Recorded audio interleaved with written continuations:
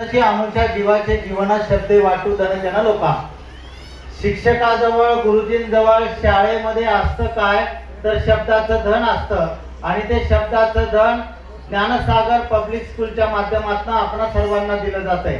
आता मी जास्त बोलणार नाही, मला 15 मिनिटाचा वेळ दिलाय, फक्त 10 मिनिटात आटोपणार आहे. तिथं जी ढाल दिसते ना, आता त्या 2 लेकरांना दिली होती.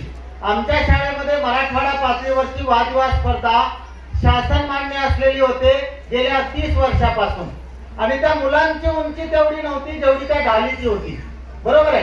आणि त्याच्यामध्ये 2 लेकरांसाठी एकदा जोरदार टाळ्या झाल्या पाहिजे, कारण त्या स्पर्धेमध्ये सर परभणीचे विद्यार्थी आले होते, नांदेडचे विद्यार्थी आले होते, उदगीरचे विद्यार्थी आले होते. नामांकित शाळेमधून या शाळेचा नंबर आला म्हणजे इथं काहीतरी आहे. बंधूंनो, आता मॅडम बोलत होत्या, खरं पाहिलं तर सुमेधा मॅडम आपल्याला परमेश्वर भेटला, म्हणजे परमेश्वर कदम सर, आपल्याला परमेश्वर भेटला, परमेश्वर एक भेटला, पण त्या एक परमेश्वरामुळे हे सगळे परमेश्वर भेटले. या परमेश्वरामध्ये तुम्ही ईश्वर पाहिला. कांदा मुळा भाजी अवघी मिठाई माझी मिरची लसूण मिरची कोथिंबिरी अवघा झाला माझा हरी, असं म्हणत म्हणत जो गोरा कुंभार, जो सावता माळी कधी पंढरपूरला गेला नाही, त्याने पिकामध्ये ईश्वर पाहिला, तसं कदम सर आणि सुमेधा मॅडम यांनी लेकरामध्ये ईश्वर पाहिला. त्यांची मेहनत खरोखरच चांगली. मला एक म्हणायचं आहे, आपण साधी आपली बाहुली कोणाला देत नाही. 450 पालकांच्या बाहुल्या तुमच्या हातामध्ये आहेत, कारण तुमच्यावरती तेवढा विश्वास आहे. बंधूंना, लेकरं जर मोठी व्हायची असेल, लेकरं चांगले व्हायचे असेल, तुमच्या घरामध्ये शिवाजी निर्माण व्हायचा असेल, बालशिवरायाचा छत्रपती शिवाजी महाराज व्हायचा असेल, त्यासाठी तुम्ही अगोदर जिजामाता झालं पाहिजे की नाही. त्याच्यावरती संस्कार केले पाहिजे. विशेषतः मी ऐकत होतो अगदी 5 मुलापासून 450 मुलापर्यंत संख्या आहे, म्हणजे खरोखरच या शाळेमध्ये खूप कष्टानं आणि जिद्दीनं काम करताय.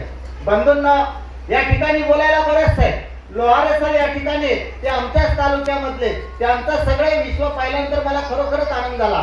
आणि जिरगे साहेब जे आहेत ना, तुम्हाला माहित नसेल, ते कोल्हापूरहून आले. कोल्हापूर कशासाठी प्रसिद्ध माहितीये?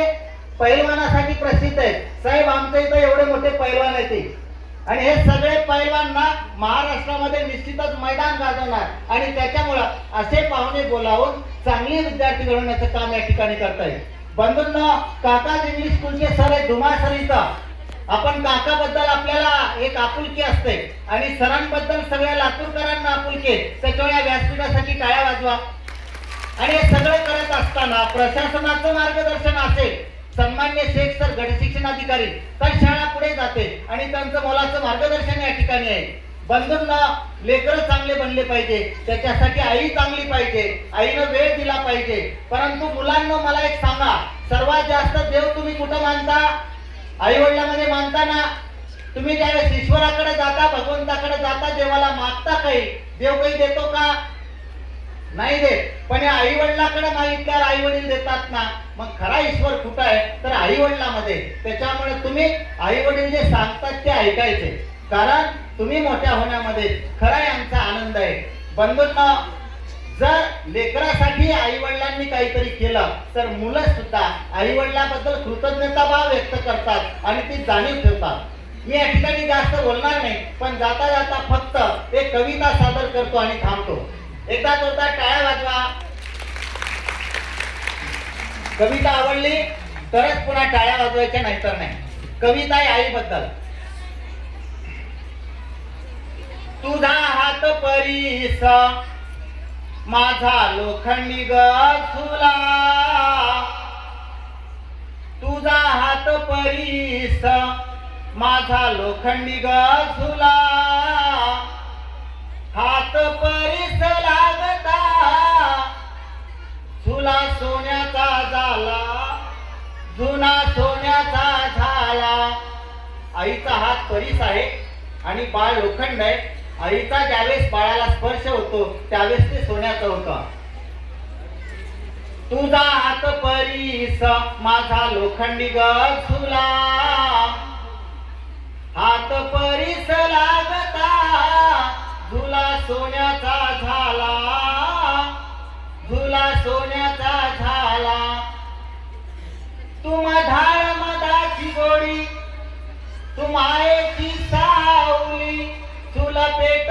पेटली तुझ्या नशिबी सदा गवळी.